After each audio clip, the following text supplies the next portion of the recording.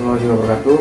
Halo semua, nama saya Dimas Dwi Prasetyo dengan NIM 10317 11019. Di sini saya akan mempresentasikan hasil kerja saya mengenai program reklamasi tambang batubara di PT Prasetyo Sinergi Bersama.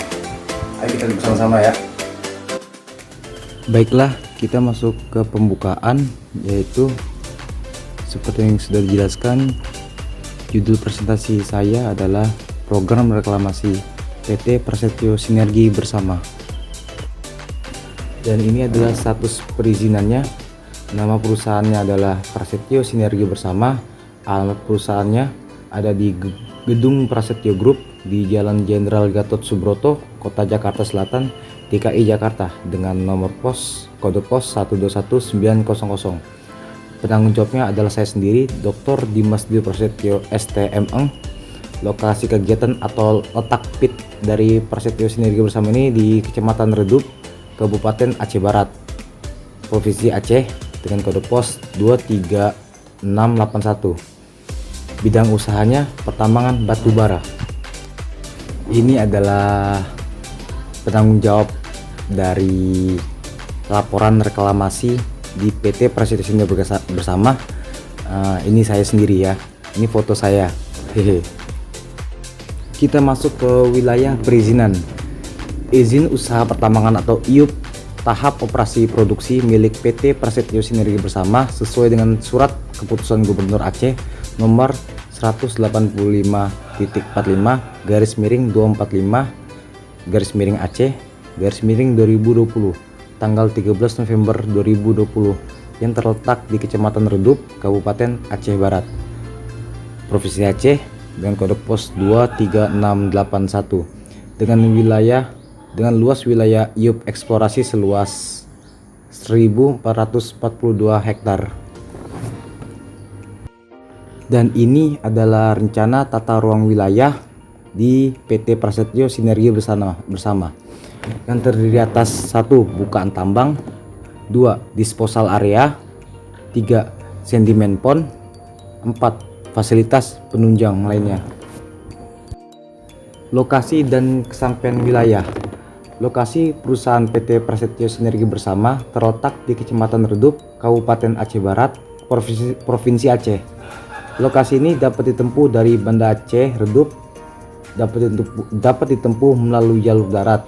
Adapun untuk jalur darat dapat ditempuh selama kurang lebih 4-5 jam dengan kecepatan kendaraan standar rata-rata 60 km per jam, di mana perjalanan dari kota Banda Aceh ke Kecamatan Merobo menggunakan mobil dengan kondisi jalan yang sudah diaspal di daerah perkotaan dan kondisi jalan yang belum dilakukan pengaspalan di daerah perdesaan.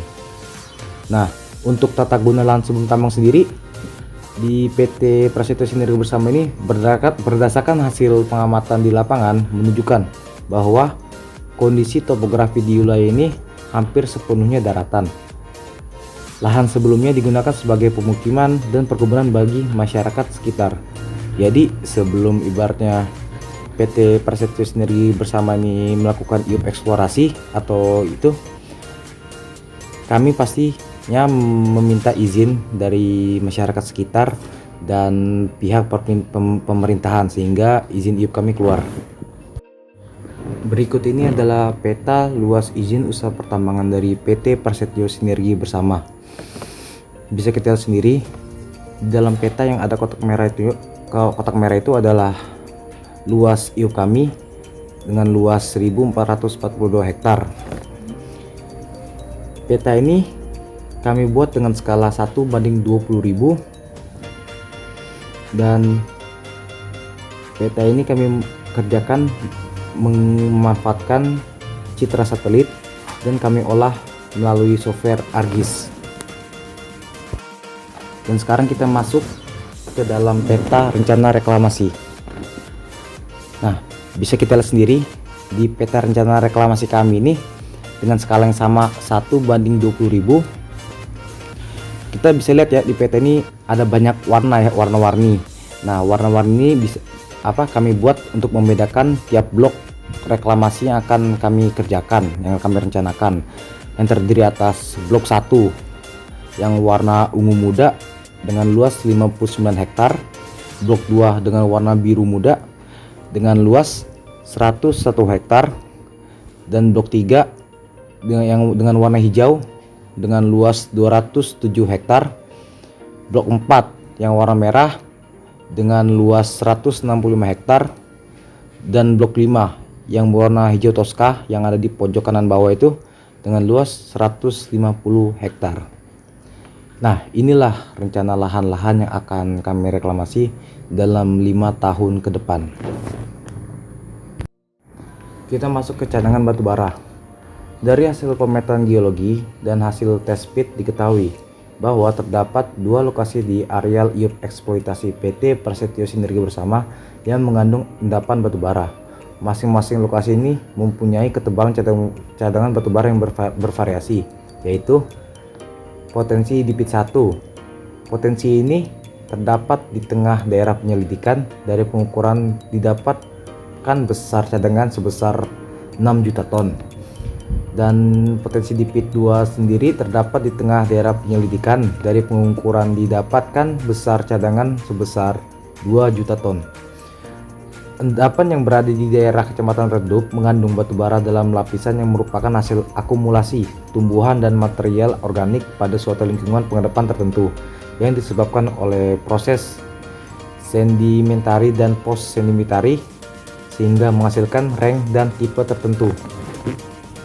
Berdasarkan data yang didapat melalui penyelidikan eksplorasi yang telah dilakukan pada daerah penyelidikan yang telah disetujui, diketahui jumlah cadangan terukur endapan batu bara yang akan dieksploitasi adalah sejumlah 8 juta ton.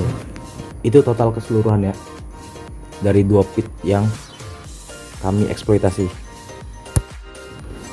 Untuk metode penambangan sendiri, PT Prasetyo Sinergi Bersama menggunakan metode open pit. Hal ini disebabkan karena daerah penambangan dipilih berdasarkan pertimbangan pada keuntungan terbesar yang akan diperoleh, bukan berdasarkan letak dangkal atau dalamnya suatu endapan, juga perolehan tambang atau mining recovery yang paling baik.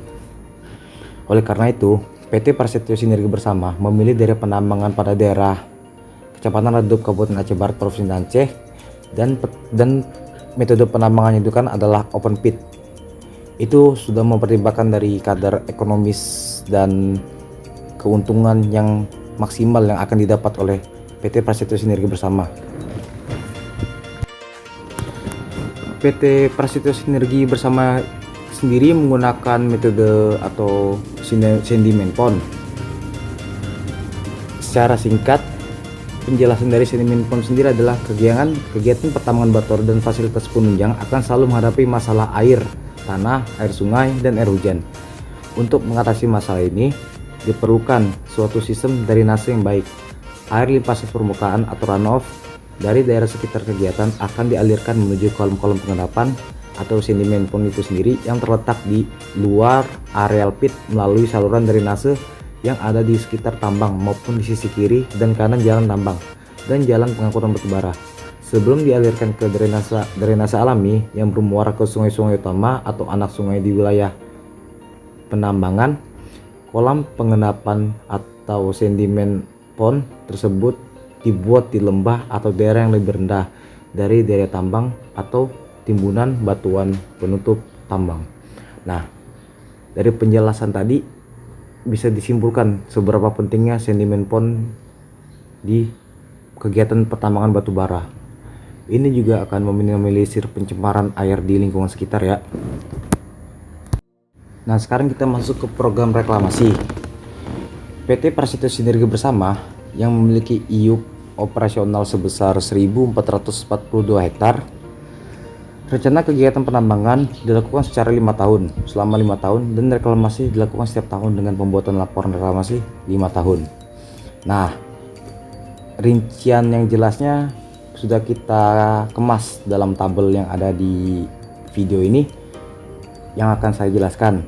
Tahun pertama, luas daerah reklamasi dalam satuan hektar ada 59 hektar.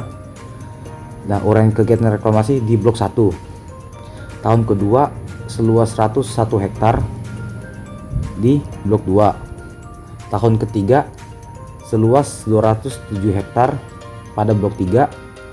tahun keempat seluas 165 hektar di blok 4, dan di tahun kelima seluas 150 hektar pada blok 5. Total dari luas daerah yang direklamasi adalah 682 hektar di 5 blok. Nah, mungkin di sini ada yang bertanya-tanya, kenapa luas daerah reklamasinya itu tidak seluas luas IUP di PT Prasetyo Sinergi Bersama? Hal itu dikarenakan ini adalah laporan reklamasi tiap 5 tahun, dan kami rasa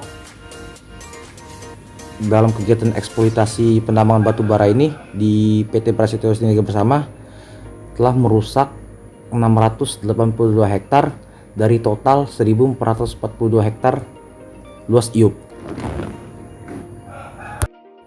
Dalam reklamasi kami menggunakan metode revegetasi. Revegetasi lahan merupakan salah satu program utama dalam kegiatan reklamasi ini, karena program revegetasi nantinya akan memberikan dampak yang sangat baik untuk pengembalian kualitas tanam dengan beberapa jenis tanaman yang dianggap mampu memperbaiki kualitas tanah. Penanaman dilakukan secara larikan yang diharapkan dalam waktu yang tidak lama, sekitar kurang lebih 4 bulan sudah dapat menutup permukaan tanah. Setelah tanaman penutup tanah tertanam dengan baik, pelaksanaan reklamasi di daerah bekas tambang pada prinsipnya mengikuti urutan penataan lahan. Nah, tahap revegetasi sendiri terbagi atas 5 tahap. Yang pertama adalah pengadaan bibit benih. Bibit yang digunakan untuk cover crop adalah tanaman sentro dengan nama latin Centrosema pubescens, dan tanaman akhir yang ditanam adalah akasia dengan nama latin Acacia magnolopsidia, dan sangon dengan nama latin Albizia sinensis dengan perbandingan dalam hektar adalah 1:1. Jumlah cover crop yang digunakan per hektarnya adalah 10.000 bibit di penanaman pertama, 2.000 bibit di penanaman kedua, dan 400 bibit variasi antara sengon dan akasia. Proses kedua adalah pembibitan. Bibit cover crop akan dilakukan pembibitan selama 1 minggu, sedangkan pembibitan tanaman akhir selama 4 bulan, dan keduanya dimulai secara bersamaan. Jumlah tanaman yang dilakukan pembibitan adalah sesuai dengan poin 1.2. Yang ketiga adalah penanaman. Bibit cover crop pertama akan ditanam setelah umur 1 minggu dengan jarak 1 kali 1 meter.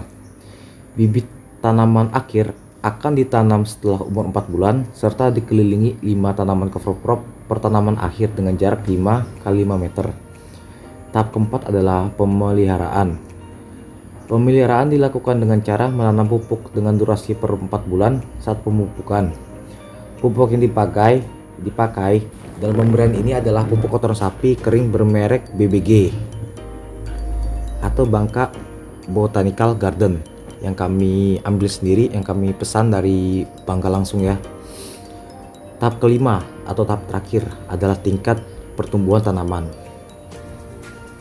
Poin-poin yang penting pada tahap kelima adalah tanaman tumbuh subur, tidak merana atau tidak layu. Terus jumlah tanaman yang ditanam persentasenya jadinya lebih dari 80%. Jadi kalau presentasi tanaman yang ditanam tuh jumlahnya tuh nggak lebih dari 80%, jadi ada yang salah. Nah, kami akan melakukan cross check dan akan mencari apa kesalahan dalam revegetasi yang PT Prasetyo Sinergi Bersama lakukan. Untuk rencana biaya reklamasi terdiri atas biaya langsung dan biaya tidak langsung. Biaya langsung terdiri atas biaya penataan lahan sebesar sekitar kurang lebih 23.445.000.000, biaya revegetasi 5.153.000.000, biaya pemeliharaan dan perawatan 431.800.000, biaya pemantauan 14.100.000. Untuk biaya tidak langsungnya itu ada biaya mobilisasi dan demobilisasi alat sebesar 718.572.000, biaya perencanaan reklamasi 1.437.000.000, Dan biaya supervise atau pengawasan ini sekitar 574.858.000. Nah, untuk biaya langsung sendiri totalnya lebih dari 28.742 juta, dan untuk biaya tidak langsung sendiri totalnya 4.167 juta. Dengan total jika dijumlahkan, total rencana biaya reklamasi dari PT Prasetyo Sinergi Bersama ini adalah 32.990 juta.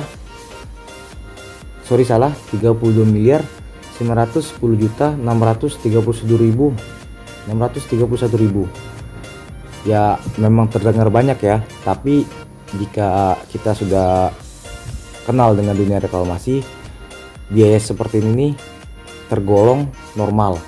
Banyak hebatnya PT-PT besar di sana yang menganggarkan rencana biaya reklamasi itu bisa sampai triliunan.